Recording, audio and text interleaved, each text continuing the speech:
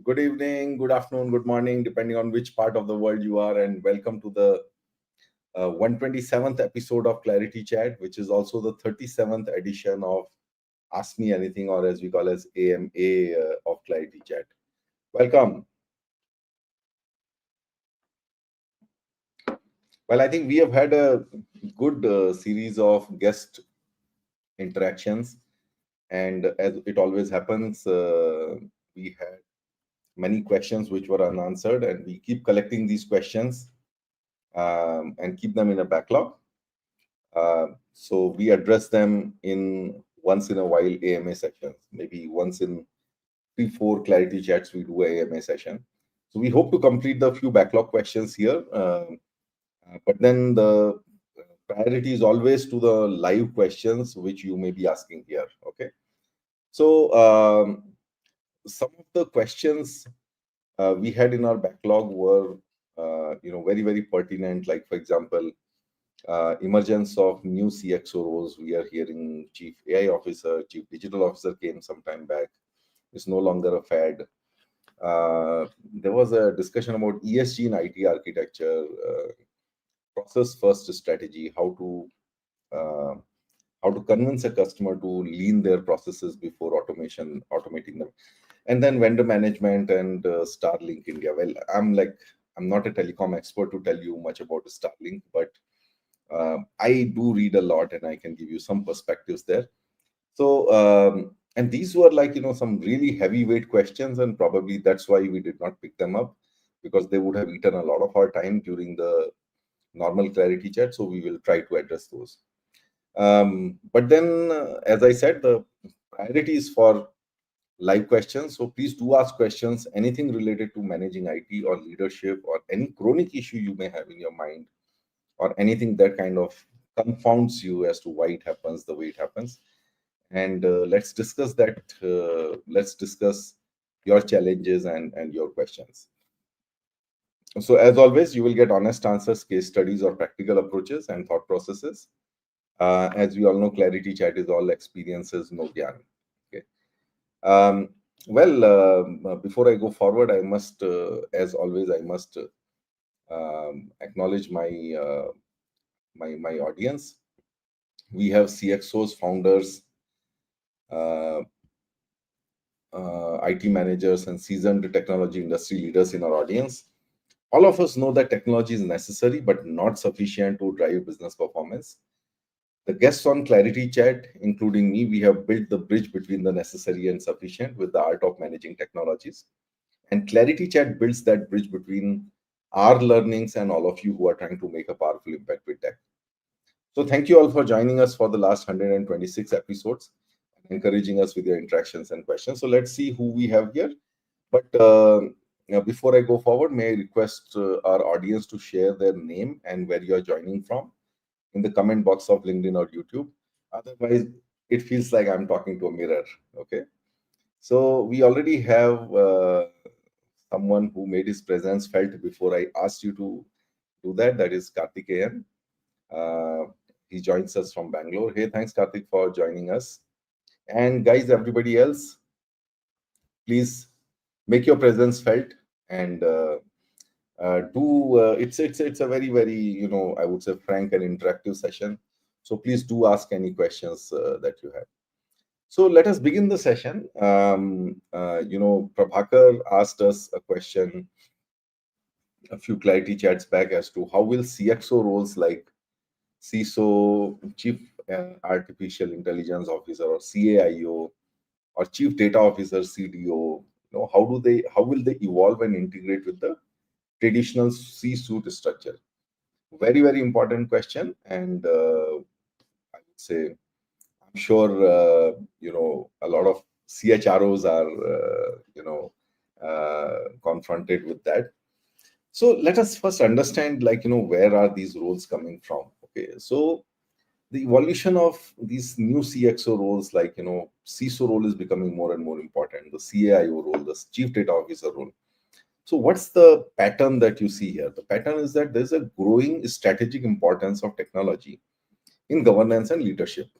Okay, so uh, given that the importance is becoming from operational to strategic, and that is why so that's one part of it. The second part of it is that the CXO roles typically they cut across the organization, so they kind of are all encompassing. And when we see any of these roles, whether it is CISO, CAIO, CDO, these do encompass all across the organization. That means they have some sort of an integrative, effect, or they are supposed to have an integrative effect on whichever domain they are handling across the company, and make sure that 2 plus 2 plus 2 is not 6, but it is more like 8 or 10, and drive synergies, drive best practice sharing across the organization, and create that core around which seamless alignment happens, right?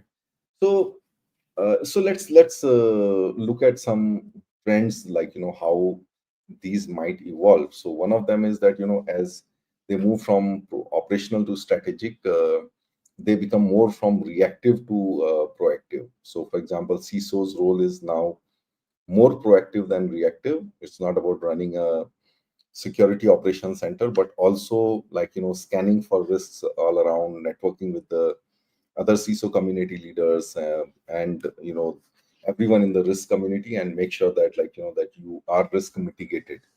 I would say um, you cannot do away with all the risks, but you can mitigate the risks, right? Similarly, CAIOs, they will drive innovation, so they will make AI as a core business enabler, and also address important questions like, for example, ethical AI practices, aligning the AI strategy with organization goals, and then influencing new products and new services designs which have AI at the core. Similarly, chief data officers will look at data, from a very strategic point of view. They'll become what you may call as data visionaries. They will kind of look around for opportunities for data monetization, opportunities for creating services around data across the ecosystem, and the governance of data. Okay, and of course, something they already do, which is integrating analytics into enterprise decision making and democratizing data and analytics.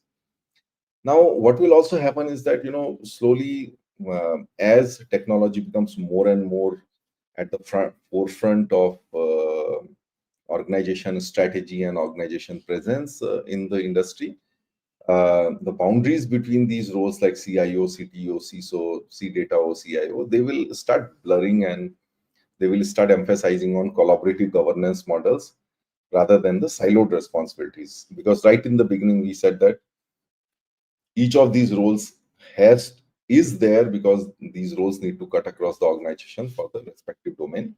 And given that they are like fairly interoperable, in terms of like there's a lot of interactions between these roles, you will have to create collaborative governance models.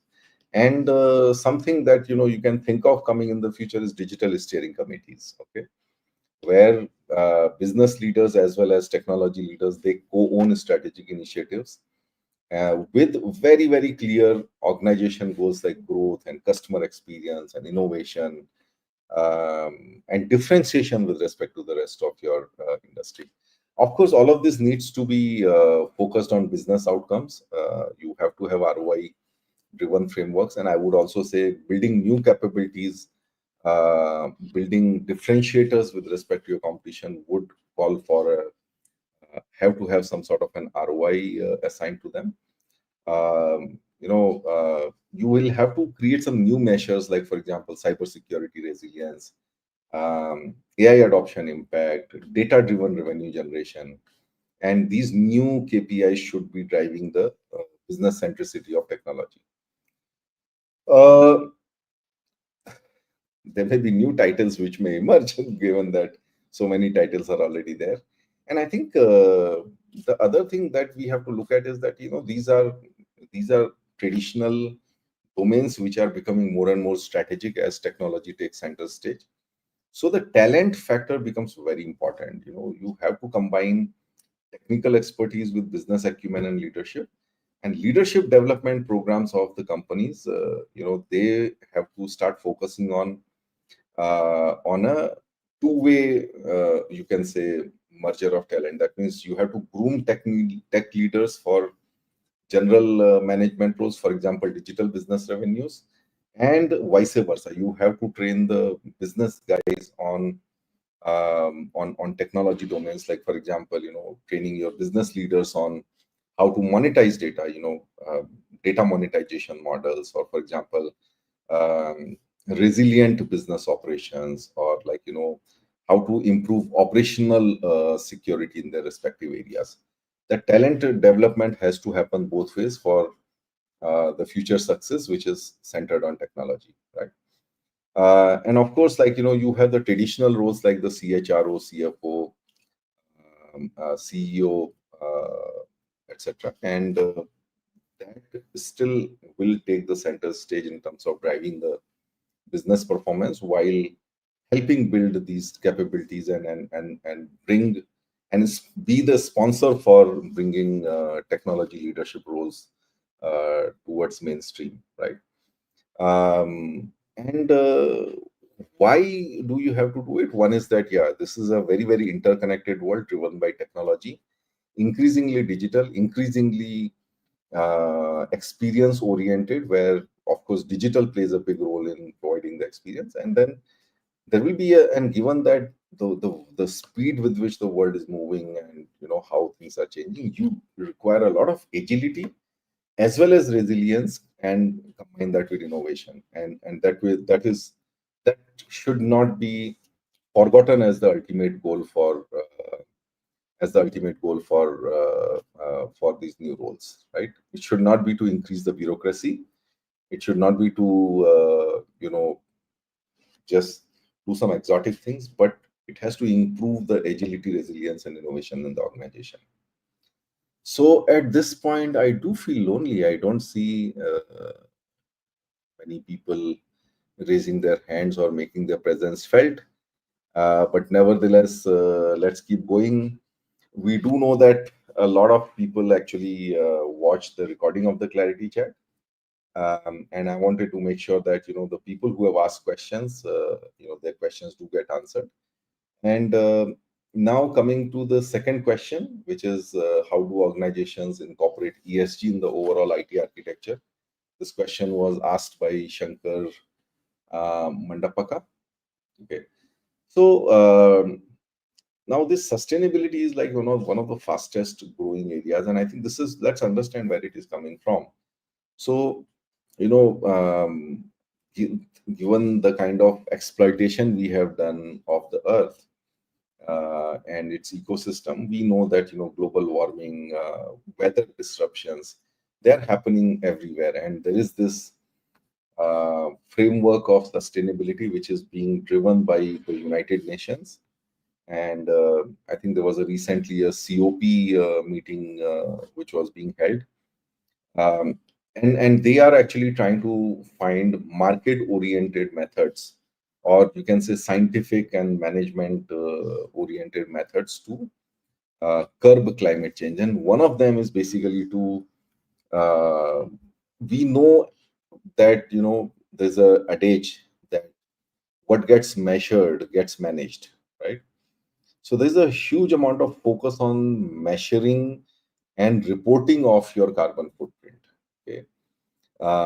And then so that's where I think that's where probably the first focus of sustainability is, which is transparency, measuring and reporting your carbon footprint.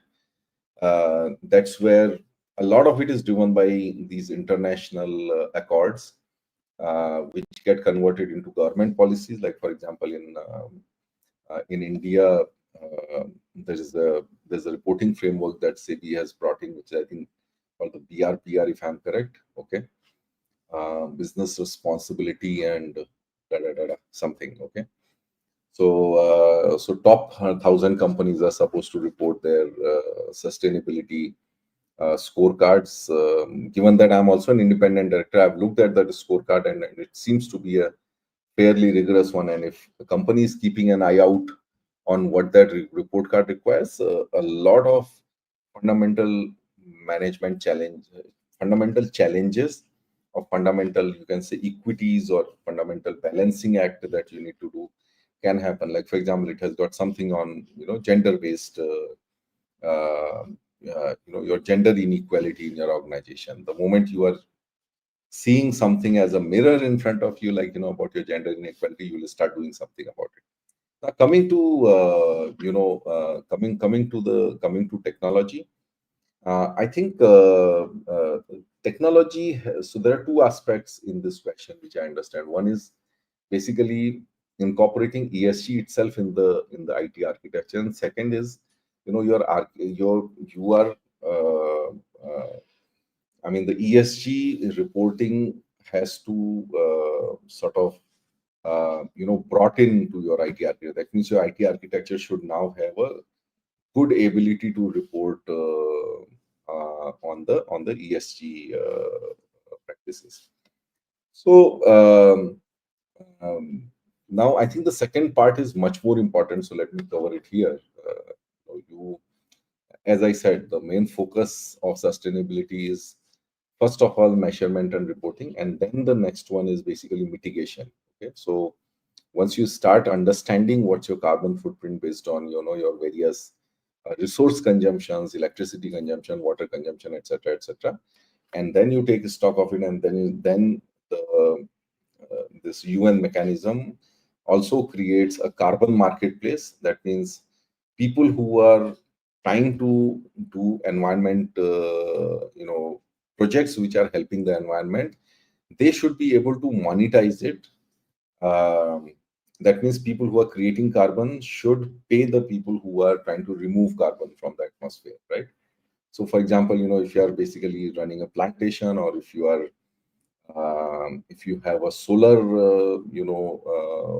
power generation facility, beyond selling that solar power to the grid, you also have carbon credits accumulating for you, which basically for which somebody who is a polluting industry may be paying for that. So by creating a commercial capitalistic kind of marketplace mechanism for carbon, they are trying to ensure that we bring that balance back, right? That means the more carbon you generate, the more sustainability related projects you sponsor or you pay for, right? Now, I mean, this is a promising area, and I put my money where my mouth is. So I mentor a startup. Its name is TerraBlu, TerraBlu. You can look that up. Okay. So they are into the measure, reporting and mitigation of carbon footprint. You can check them out on LinkedIn. Its founder Pradeep Motwani is a good friend, and I'm on their board of advisors. They basically are creating a mechanism that's something like, that's like right in front of my eyes, so I can talk a little bit about it. That they are working on a blockchain based mechanism. That means why it is important is because if for a project carbon credits have been sold, they should not be resold. I mean, there should not be a it's like, selling a plot to multiple people or selling a property to multiple people. It should not happen that you're selling the same carbon project to multiple people, and you remove 1 ton of carbon from the environment, and there are 10 people reporting that I've removed 1 ton each of carbon. So that's where, like, the trust mechanism like blockchain works comes in. So they work in that domain. Very, very interesting and very promising startup there. So you can check them out, right? Um,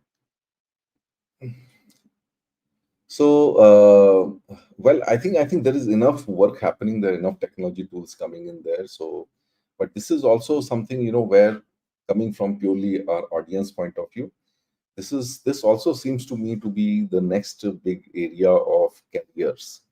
Uh, it's a huge problem. Climate change and sustainability is a huge problem, and if you look at from the lenses that I look at, every big problem is an area of opportunity, right? Because there are a lot of people out there to solve them. There's a need for resources, there's a need for talent, there's a need for expertise, and probably it's a good time to look at sustainability as a good career. Okay. Now I suddenly feel a little less lonely. I have people joining here and making their presence felt. Hey, hi Satya. I know. Very very good morning. Uh, what's my dream golf destination? Definitely, there's a laundry list. There's definitely Pebble Beach, and of course, you have this. I think Bethpage Black, which is supposed to be the toughest golf course in the world. In fact, they discourage people who are decent at golf, unless you are really really very good at golf. They suggest not to play at Bethpage Black. But then, of course, that remains a dream to play at Bethpage Black. Uh, and maybe even if I am able to play a 30 over round, that would be an achievement, right? So, Satya, I know it's early morning for you. Maybe what 5:30 in the morning, with the daylight saving time gone. So thank you for joining us that early. Okay. So Prabhakar is asking a question. Hey Prabhakar, we addressed your one of your questions, which was about these multiple CXO roles. I hope you followed that and you were able to join in time for that. That was the first question we took. How will CXO roles like CISO, CAIO, CDATO further evolve and integrate into the traditional governance or C-suite structure? Well, if you were not able to catch up, I mean, you can always watch the recording of the first part. So let me pick up your question. So you're asking, whole world talks about single source of truth, but the reality is that there are multiple sources of truth. How do you get to transform the culture to have a single source of truth? Mm,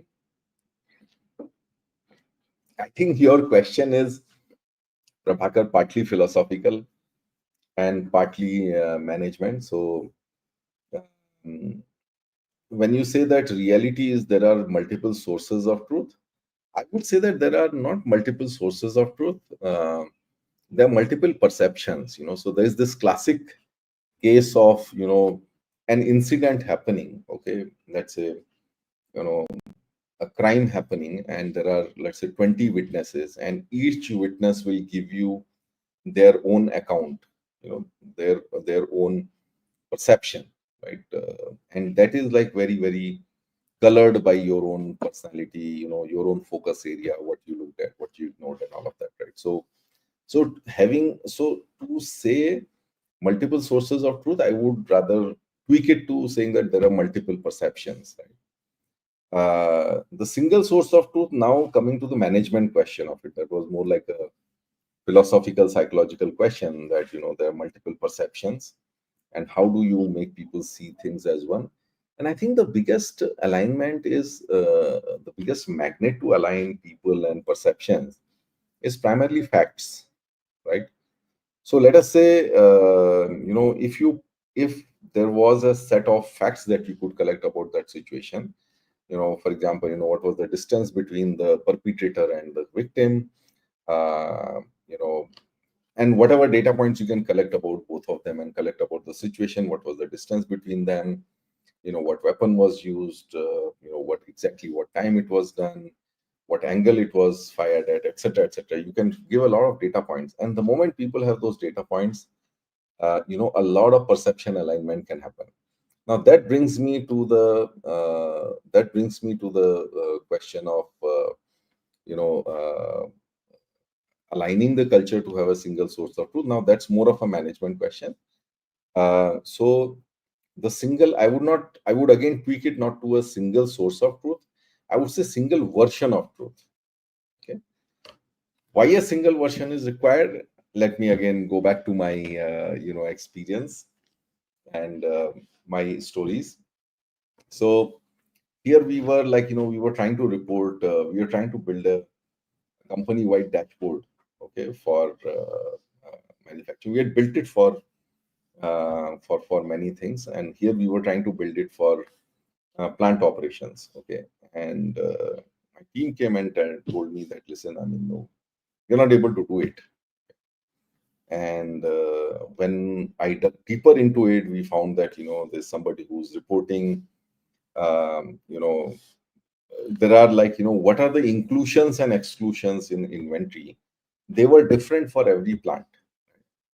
So there were a lot of, like, in any large company, there are a lot of central purchases which happen and which basically get parked, even though that purchase is for the entire company. The inventory is kept in a particular location. Some locations were saying that this is an organizational inventory, I will not take it into my plant inventory, and someone was actually taking their portion, their entitled portion into it, and somebody was like taking the full version. So now these are not multiple sources of truth, these are multiple versions of truth. That means, what do you include and exclude, right? And I think that's where having a agreed upon version, it may not be the right version or the wrong version, but it is having a single version of truth, that hey, inventory, these are the 5 things which are included, these are the 4 things which are excluded. Okay. And putting that, and then gathering your data and reporting your data around that single definition of the metric, right? That sometimes is the biggest challenge. Okay. I mean, these challenges are all around in sales. So these are like, what do you call as an opportunity? I talked to somebody and this guy gave me time. Do you call that as an opportunity? Or somebody, I'm having a serious discussion, we call that as an opportunity? And therefore, I think so one of the you can say not so well focused area in any organization, okay, is that everybody has a lot of KPIs, but I think what needs to be worked upon a little more rigorously is a common definition of a KPI, a common, well-defined, I would say, description of the KPI, including what it includes, what it does not include, what are the other KPIs it impacts, etc., etc. That's something that is required. Will other versions of, let's say, inventory, or will other versions of opportunities, they will stop being there? No, they will not stop being there. But every discussion that happens, people are looking at the same version of truth. That is the importance of having organization-wide analytics and reporting. Okay, common KPIs and a dashboard that applies across the organization on that common KPI. Okay, and if we don't do that now, that's part of, that sort of sets us up for the next one of the next questions, which is like, process restructuring and process re-engineering before you implement technology. In terms of reporting and analytics, I think the biggest PPR that you need to do is to get everyone to agree on common definitions of KPIs, right? And then implement that and make sure that, like, everybody in the organization sees the same versions of truth. Okay. Let me know if it answers your question or if it gives you some clarity. That's the name of our chat, Clarity Chat. It's supposed to provide clarity. Now let us come to the next question. Hey guys, any other question, please do ask me, or if there's a follow-up question, Prabhakar or Satya or Karthik, let me know. Okay.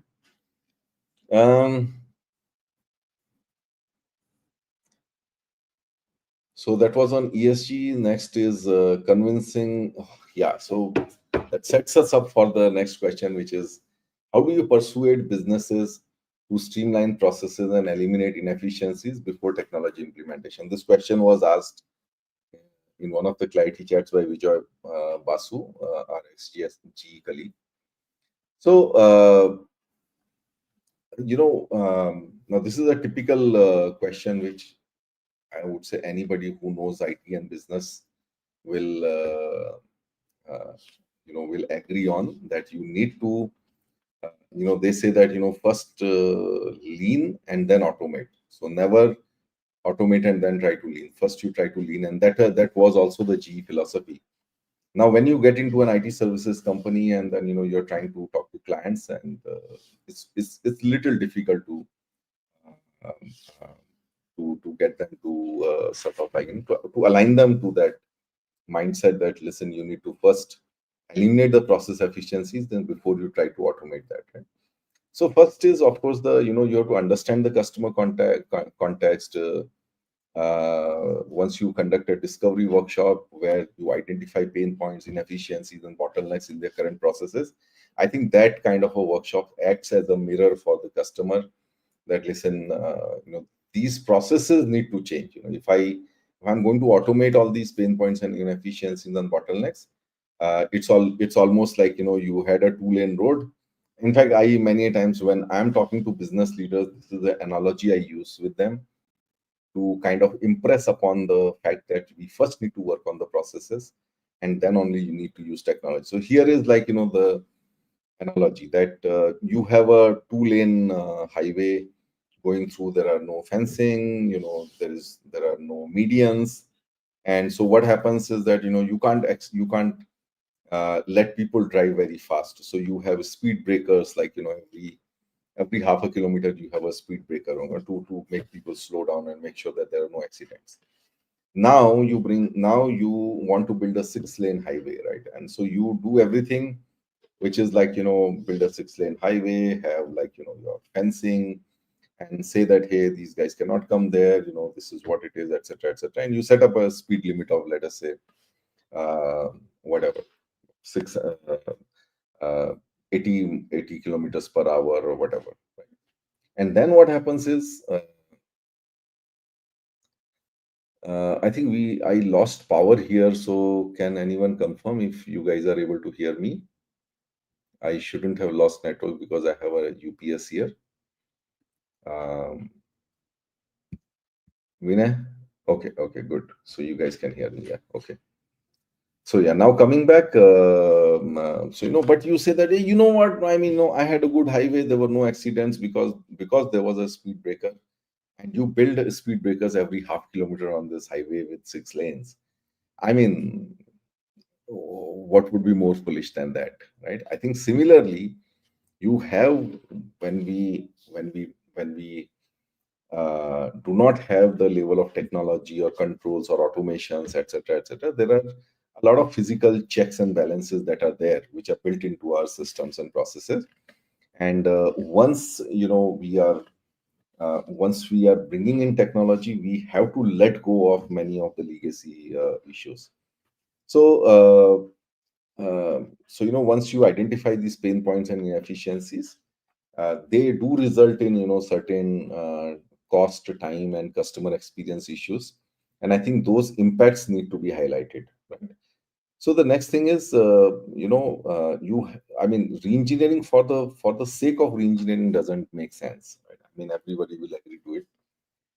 So you have to align, you have to identify, you have to now start converting those process reengineering suggestions or plans into business value, either reducing the turnaround time of a process or improving the customer satisfaction, etc., etc., right? And then once you quantify the impact, another thing that you can use very, very effectively is benchmarking. Everyone loves what they are doing till the time you look outside and see what others are doing, and suddenly you feel that, oh, you know what, I used to think I'm the best, but I'm not, right? And with all of this, you have to visualize a future. There have to be some simulations or mock-ups, which basically show the future state of the processes. Because a lot of times when people can't see it, or when people can't visualize, like how the future is going to look, they are going to be very, very comfortable and safe in whatever they have been doing in the past, right? So if you show the future picture, in fact, sometimes when you do these workshops, you can actually integrate it as part of that, the visualization as part of that, which is just imagine that like you do not have anything what you have today. How would your processes look, and what how fast they will be working, like what kind of experience they will be giving. That kind of visualization can come in right upfront, right? So of course, like we also have to also have to focus on the risk part of it, that if you retain archaic processes, there will be like different vulnerabilities. You may lose your competitive differentiation. Again, if you use benchmarking, I think benchmarking will bring in a lot of risk as to, hey, you're moving much slower than the competition, right? I think the next thing is to, like to to sort of start a pilot. Sometimes it is WYSIWYG. What you see is what you get. But then, what do you see before you have? I mean, I can't be seeing everything in a big bang state. So, take a sort of small pilot project, take an impactful process area with a lot of pain, and then kind of seek that sponsorship, that hey, this is not going into production, but let us try to do all the process leaning and everything, experiment with it, and then look for the experience of the people, and then kind of build that case for change. Okay. Of course, you have to adopt a collaborative approach. Engage stakeholders, co-create the solution, co-create that visualization, where let customer people create a version of the process which takes away all the pains and other stuff that you have initially identified. And of course, nothing gets made a case for unless there is a proper value case, which can be financial as well as non-financial, right? Non-financial can be like things like agility, customer satisfaction, regulatory compliance, employee productivity, and all of that. Okay. And I think finally, and I would say last but not the least, is the change management or the communication. You can also call it storytelling. So use some compelling communication. I mean, for example, visualization is like one form of communication, right? Having these workshops are another form of communication, but nothing is more effective than telling stories. So whether it's your competition or your benchmarks, don't just show the figures and facts. You have to tell a story which is a story of a turnaround, so that hey, this is what they used to do, and this is the problems they had. This is how their this is how their transformation story looks like, and things like that, right? So and eventually, something which I always, in all my change management initiatives, I have kept one very simple, you know, one very simple question that you need to ask on behalf of every stakeholder which is participating in any initiative, which is a simple Gujarati word called Marosu. Okay. Marosu is Mera Kya? What is in it for me? Okay.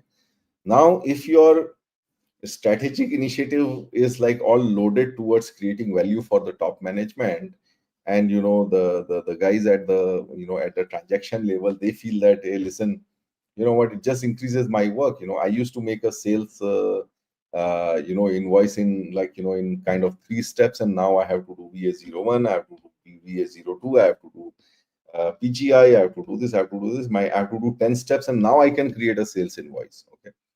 If he doesn't understand the larger picture, right? For example, in each of the steps, what kind of information is being generated, or what kind of controls are kind of at work, etc. Your inventory gets updated. Your there's a virtual, I would say, dispatch list that gets created, etc., etc., etc. So unless you tell him what is in it for him, how does it improve his life, he would say that, what, these guys, they want to make a lot of numbers implementing ERP, and I have to do all the dirty work, and then you lose them, right? So you have to create empathy at every level of the organization. So the people at the transaction level, you have to tailor communication to them as to what is in it for them, how does it make their life easier. You have to tailor the communication for the next level of managers as to how it makes their life easier, which is operational reports and controls, and day to day, you can say, management related data. At a department head level, you have to start talking analytics, that how you get your trends, and how, what kind of benefit that it gives you, and then at a senior level, etc., etc., etc., right?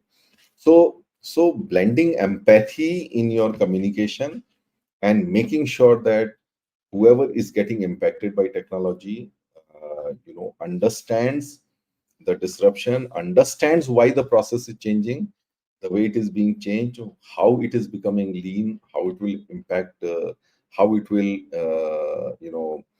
mitigate their pain areas. I think that becomes very important. And that's why I said, last but not the least, all the other stuff that you do, the change management and strategic communication becomes absolutely important, right? Okay, so Satya asked the next question, which is, can you please share your Ratan Tata moment? I hope the world gets a leader like the Tatas. Oh, of course. I mean, but I think, you probably won't get a Ratan Tata again. He was a great man. I had very few direct interactions with him, I must say. Okay. But I was privy to a lot of, I would say, decision making, and a lot of, I was there in meetings where, like, I was an observer, or like I was just like, one of those guys who's a backseat guy and all that.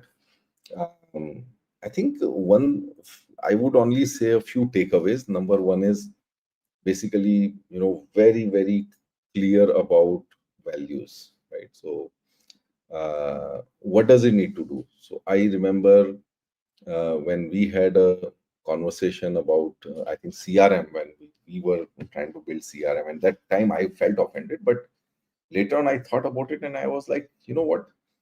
I mean, it's so right. He was very clear. How will it improve customers' life? Are you doing it to improve your pipeline visibility, to improve your sales process, to improve your dashboards and information collection in the organization? He wanted to be convinced about how it will improve the customer's life, okay? And of course the dealer's life. So that was the personal one, very a little old one. But apart from that, I have seen that, yeah, he has been one guy who had been, who would bring the ground level common sense into the room, and he was the guy who would kind of do the joining stuff between, what we bring it as management, that this framework and that is strategy and all, and he would directly kind of like, focus you on the outcomes, that will it improve customers life, will it improve employees life, will it improve our compliance posture, etc., etc., right? Will it improve the person on the life of the person on the plant floor? And those were like the very basic questions he would keep asking to keep us grounded and keep us aligned, right? So, um, uh, of course, Sats, my biggest Ratan Tata moment was the Nano one. Right, I was very excited. I think I have my own view on why Nano didn't, why Nano didn't become a success, and of course, a lot of it was negative. I wouldn't say negative press, but a lot of press which made Nano not a very aspirational product. Okay, the moment you say that a Nano is a bike owner's car, nobody wants to be seen as a bike owner's car, right? People want to see. There's a lot of, I would say, social equity attached to a car in India, not so much in other geographies, and I think that kind of, so it became a more of a fashion symbol, and like it became everyone's second car. It also became my second car. I love the car, and I love the way it was. It used to navigate me around the South Mumbai congestions and traffic. Yeah, but it could never really, become the common man's car. But I think that vision behind that, that was a very, very compelling vision. To do something for the common man.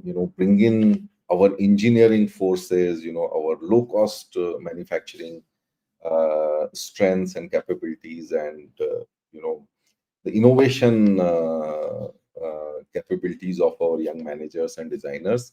How can it all come together? And he created something which is known in management world as BHAG, big, hairy, audacious goal. And that simply fires up everybody, and that really fired up the organization. I still kind of like, remember those heady days when every single person was looking at how will this transform the organization, or what will I need to do to make this a success. So in my own work, when I was building CRM, I kind of did. So we were talking about visualization and how will my processes look in the future. I did some of that envisioning with my team. Okay, so let's say if we have to sell 1 million nanos, how will our sales processes look like? How will our service process look like? We may have to go for a 3 tier this thing. How will our pricing look like?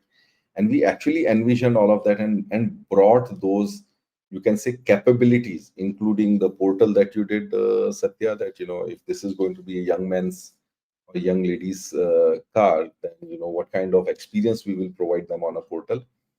So we were doing all of that thinking proactively. Nobody asked us to do that, but we were doing it proactively, because the vision he set out was so clear that all of us were very clear what we will need to do. And I still remember the day. So this product was announced much in advance, and it had some 2 or 3 years to come to the market, and we all had 2 to 3 years to ready the organization. And I knew that typically, as typical it gets, having worked in the company for about 10 years, that IT is going to be the last one, the last thought that, hey, what is IT doing? So I said, not with me. And so having attended Auto Expo when Nano was launched, and having heard Mr. Tata what he was saying, I myself started working on that future architecture of CRM. Part of it was a major upgrade, a 1 year upgrade of CRM. So we did not ask for any budgets from the Nano program. We asked for budgets for for the way we were building CRM, for the CRM program. So I initiated an upgrade. Part of that, we built a lot of capabilities. We built that future pricing capability, future distribution kind of capabilities, etc., etc. Even the APIfication of the CRM, because we knew that if it becomes multi-tier, then you will have to kind of give prices to different portals and all of that. So a lot of work that we did. And then I remember, I think 6 months or 8 months before the launch of Nano, somebody approached me and said, hey, Jagdish, how much budget do you want for Nano on CRM? And I looked at him and I said, no, whatever was required is done. We didn't ask Nano. I mean, see, we also knew, I mean, that's where the concept of ownership also comes in. We also knew that that Nano, if Nano has to be made at that price, then we can't be expecting a lot of money coming from that project for us. So I basically made sure that I don't take any money from the Nano budget, but still deliver everything that the Nano requires. So that was my Ratan Tata moment, Satya. And sorry for going a little long on it. You simply activated a lot of my memories, and those heady days when we were preparing for Nano. Okay. Yeah. So that says, well said about Nano. It also gave me a chance to learn from you and Prosenjit. No, I think those were the times when I think all of us, there are a lot of leaders that got, uh, that really flourished at that time. I think one is the amount of work that was required. Second is the nature of work that was required. I think it was a learning time for all of us. So Satya, even I learned a lot from you and Krish on what this whole social engagement and creating a socially engaged organization is all about. So I come back to the next question from Prabhakar. Prabhakar says, okay, I'm also looking at the time. We are at 5:52. Oh my God. I always think that, this AMA session, we can wrap up in 35, 40 minutes with not too many questions around, but I'm so wrong. And probably looks to me that I just continue speaking on this AMA session. Okay, so let us come back to Prabhakar, digital maturity. Improving digital maturity is better said than done. How does a leader help improve his important aspect of transformation? So, Prabhakar, digital maturity, even though it's one word, I think what we need to really, I would say break it down into its component parts, right? So, well, since you asked the question right now, I'm going extempore. But thinking aloud, there are some aspects that I can think about, okay, in terms of digital maturity. So number one is basically being data driven. Okay. So when you make a decision, are you looking around for data, right? Or are you supporting your decisions with data? When people come to you for decisions, do you ask them for data first and then? So I think that's not really digital maturity, but I would say that's the very, very foundational building block of digital maturity, that you have to be data driven and fact driven. Okay. What happened, when it happened, how many days since, etc., etc. And anything that you do, you simply start converting tasks and processes into KPIs, and you start looking at them. Like for example, nowadays we are building Flock and Go, and we are getting a lot of uh, interest from our beta customers, and we are building a pipeline which is almost like 70 strong. We're still not gone in a full-fledged way about it, but the first thing is to, like, make sure that everything gets into that pipeline. Put out a date out there, when did it go into the pipeline. Put a first contact date, and then, like, have a calculated measure which says that, hey, when did the opportunity come, when did we make the first contact, and then what's the number of days before we made the first contact, and then, like, when did we convert that customer into like a second meeting, etc., etc., right? And then you start measuring each of these things. Last year when I was mentoring a program, I actually built these kind of trackers which had not only the steps, or not only, they were not the simple trackers, but they had a lot of calculated fields which basically said that, okay, okay, so if we have to do 100 things, you have done 50. Somewhere it should say that, hey, 50 green out of 100, which is 50%, so this task is done 50%, right? Or like, an issue was opened on so and so date, when is it closed, so you put that date, or if it is still open, then it is like today minus the open date, and based on that you basically start looking at the distribution of the closure rate and the closure period of issues. So being data driven is, I would say, the first part of digital maturity. The second is, of course, your own tendency to use the systems that you have.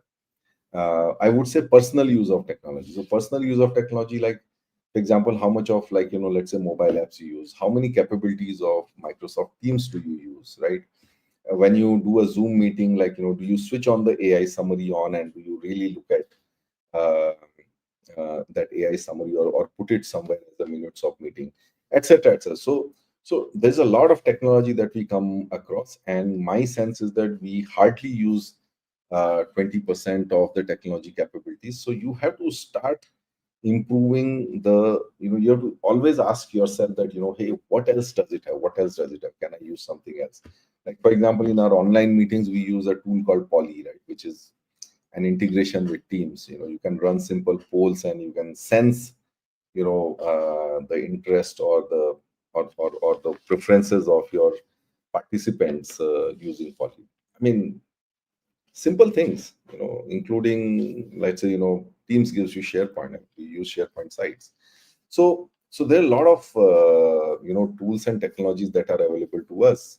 By the way, I had done one session on, like, the personal use of technology, or the personal productivity using technology.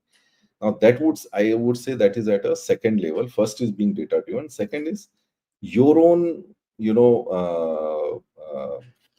own curiosity, or your own experimentation with technology.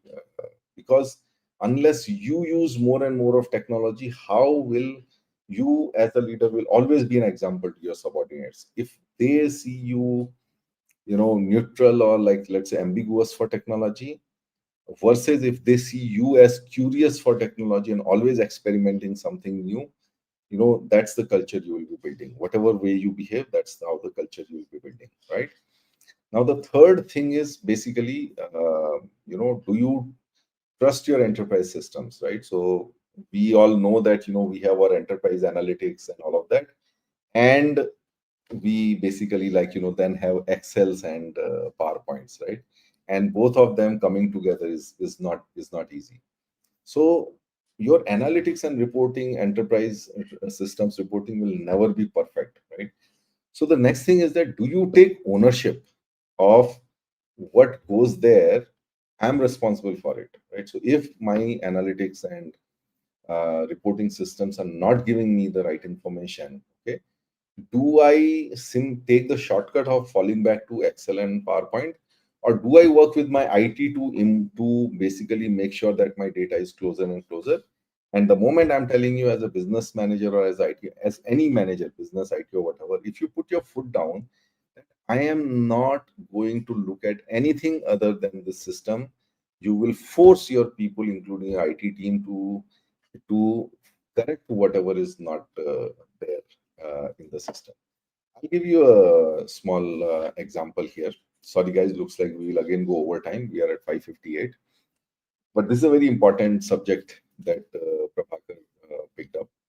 Um, I mean, I asked this question to my CFO. Okay, I said, listen, we tom ourselves as the digital leaders, and we pride ourselves in the use of technology, first in SAP, first in CRM, and all that. I said, sir, in your area, I want to ask a simple question. Does our balance sheet and P&L come from SAP? And he just looked at me, smiled, and said, no. I said, if we have to be proud of our technology, then the first thing is that our financial reports should come out of our SAP. Are you okay if I pick it up on your behalf and I fix it for you? Jagdish, happy. I'm happy you asked that question. Nobody has even asked me that question so far. So then I went back to my finance guys, and I said, what stops us from doing that? And they said that it is the provisions, the period end provisions, and those provisions are not in SAP.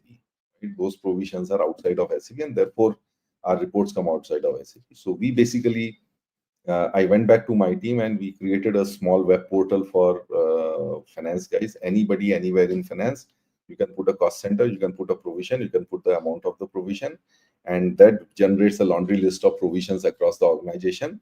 And you simply, in your BW, you take whatever are your balances, and then you basically adjust your provisions there, and you get the report. So PNL we could actually get PNL out of SAP, and I would say one of the few organizations who gets PNL out of SAP. So that's the thing, you have to put your foot down that I and my company, my department will use technology and will use nothing else, right?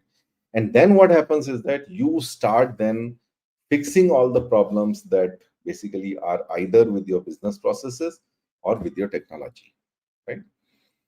So I would say these are like at a very, very basic, at a personal level, because you asked that question, how can a leader help improve is important aspect of transformation. These are the three basic things. And beyond that, making impact with technology for your own organization and other stuff, I think there is enough material available. But as a person, as an individual, I think being data driven, trusting your systems and making sure that you don't use anything else, right? And having a curiosity and an experimentation approach towards technology, these are the three things that you can do personally to improve your own digital maturity, right?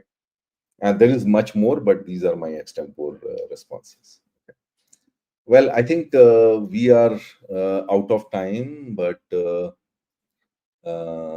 let me take one last question from Vijay. So Vijay is asking, Jagdish, what's the best way to influence and win over difficult stakeholders? How do we convince them when the new process tech may also make some roles redundant? Hey, so Vijay, I think this will this will again open up a Pandora's box of my experience, and I don't want to do injustice to this question. So Vinay, let's make sure that in our next AMA session, this is the first question we pick, and we tell Vijay in advance about it. I would take at least 10 to 15 minutes to talk through different experiences of difficult stakeholders. But if I have to do a AI summary for you, Vijay, I would say that Your difficult stakeholders are difficult because they have high expectations and they have and they are demanding, right? But they also are a big opportunity for you, because if you are able to satisfy them, right, you have probably addressed a superset of a multiplicity of stakeholders with low expectations. So if you ask me that, if I have 10 stakeholders with small little expectations, and that's like easy to fix, versus I have one difficult stakeholders with very high expectations, I would always go for that one stakeholder with very high expectations. Try to connect with him, try to empathize with him, try to get deeper into his skin. What are his challenges? What are his expectations? What are his pains and plans, as I call it? And then put my team behind making that guy successful. Because if you do that, you would have met the needs of not only these 10 people, but many more. And I've got case studies of that I want to talk about. I've got a very big case study of that. It took me about more than a year to bring around this kind of a stakeholder. But I worked with empathy, and we understood that, why the guy was so demanding as he was. And we, one by one, we made sure that each of his requirements and challenges were met. And that's how, see these difficult stakeholders are damn serious people. They take their work seriously, and they will not allow anyone to impact their performance, right? And towards that, if you ask me, they are very, very accountable people. They are very, very tough people, but they are tough because they are accountable, and they want everyone to be accountable. So if you simply want to, like, improve your own posture of, let us say, performance and accountability, work with tough stakeholders. Okay, on that note, guys, I think let's summarize this conversation. Okay. So Sumit, I hope we didn't get time to answer that question about the vendor performance, etc., etc., right? Let me see. Okay, so yeah, quick summary. Prabhakar asked about roles like CISO, CAIO, CDATO, etc. How will they evolve within the current CISO structure? So we talked about, like, different aspects that, the high level pattern being that, there's an increasing role of digital and technology in the organization, and therefore each of these things are becoming strategic for organizations' performance, whether it's AI, whether it's data, whether it's cybersecurity. And then you need somebody who looks at these domains across the organization, and therefore you have these CSOP roles coming there. And we talked about, like, these roles will have to focus on the business performance, on the ROI, and on the KPIs, business KPIs, and they will have to drive innovation, agility, and transformation, not just become another silo. And they also have to basically, uh, the governance model has to be very, very collaborative, given the overlaps between them, right? Then the second one we picked up was about how do organizations incorporate ESG in overall IT architecture. IT architecture. We talked about two things here. One is the ESG posture and ESG initiatives of the IT itself, which we said that, like, that's kind of a bigger priority for the organizations is right now the ESG posture of the overall organization, and how does IT contribute there. We talked about what gets measured gets managed, and therefore the current focus is on measurement and reporting of your carbon footprint and various other areas. um, and that's where I talked about my mentorship of a company called TerraBlu. They are into carbon management, and they're using blockchain for a trust-based, carbon marketplace, right?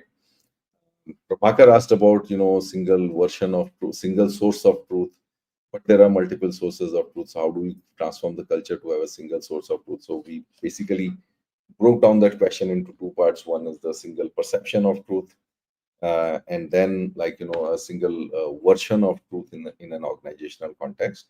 So in both, I think the common thing is the more and more reality checks and the data that you have, I think the more your perceptions get aligned. And in case of an organization, it is not so much about perception, but it is about versions of truth. We took the case study of inventory reporting as to how multiple versions of inventory, valuation exist in an organization. You can't say one is right, the other is wrong. But I think the right answer is that whatever version everyone kind of everybody agrees to report, everybody reports on that. That means the entire organization runs on a single version of truth rather than a single source of truth. Okay. So, yeah. So Vijay asked, Vijay had a question in one of the previous ClariTea chats about how do we persuade businesses to streamline processes and eliminate inefficiencies before tech implementations. We took an analogy about having a 2-lane highway with a lot of speed breakers on it, and then when you build a 6-lane highway, you continue with those speed breakers and you go nowhere, right? I mean, the whole purpose of that implementation is lost. We talked about visualization of future processes, running workshops, which identify the pains and bottlenecks of your current processes, and then maybe having and then visualizing a future process which takes care of all of them. Benchmarking with other organizations, sort of calculating the impact that when you address those pains or whatever as is you have captured, once it gets addressed, what kind of ROI, what kind of time saving, employee experience improvement, customer experience improvement, etc. it brings. And finally, last but not the least, a very simple question that we need to answer for every single stakeholder involved in any technology initiative is Marosu, what is in it for me, right? And that means you need to bring empathy at all levels, right at a data entry level, to the team lead level, to the manager level, to the department head level, and to the CXO level. Everyone should see very clearly, and that's proactive communication that you need to proactive as well as empathetic communication that you need to be have in place as to how will this benefit me. Okay. And these benefits will have different faces for different people. Okay. For somebody it will be better operational reporting, day-to-day alerts, and for somebody it will be my trend line of monthly performance and my exception reports, etc., etc., right?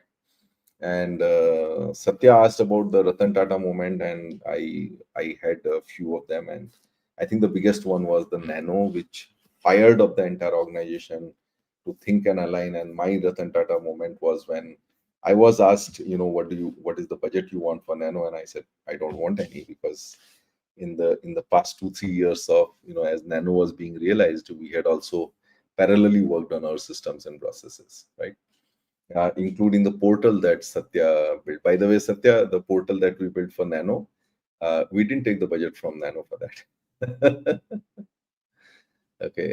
Then Prabhakar asked for about the digital maturity, and we basically an offhand answer from my personal experience was the curiosity and experimentation around technology. Try to use the more and more of it.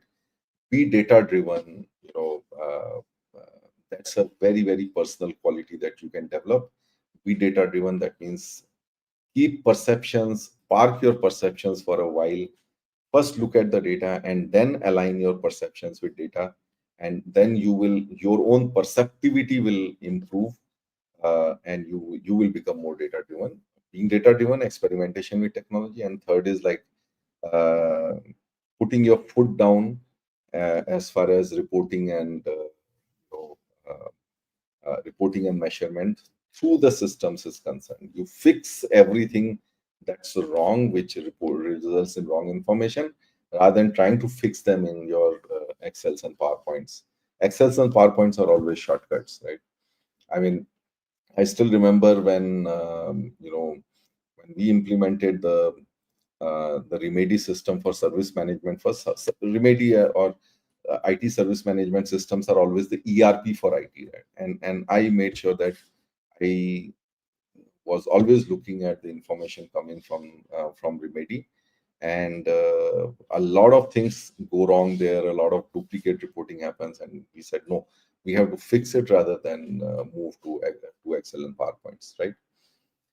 Okay, and last but not the least, Vijay asked this question about the best way to influence and win over the difficult stakeholder. That sets us up for our next AMA. Definitely not the next one, because next one we have a guest, but probably one in the near future.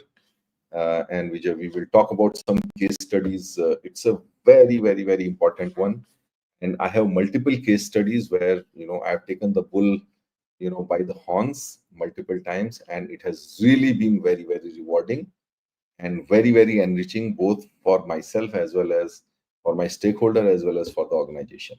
Okay. Okay. On that note, guys, we will meet after 2 weeks. And thank you all for joining, for asking a good set of questions. I really love these questions and the interaction. I mean, this is what makes Clarity Chat keep going. The quality of questions, the quality of interactions, and and of course, what always helps is it actually takes me down the memory lane and helps me share my experiences with you. And I'm sure it helps you, right?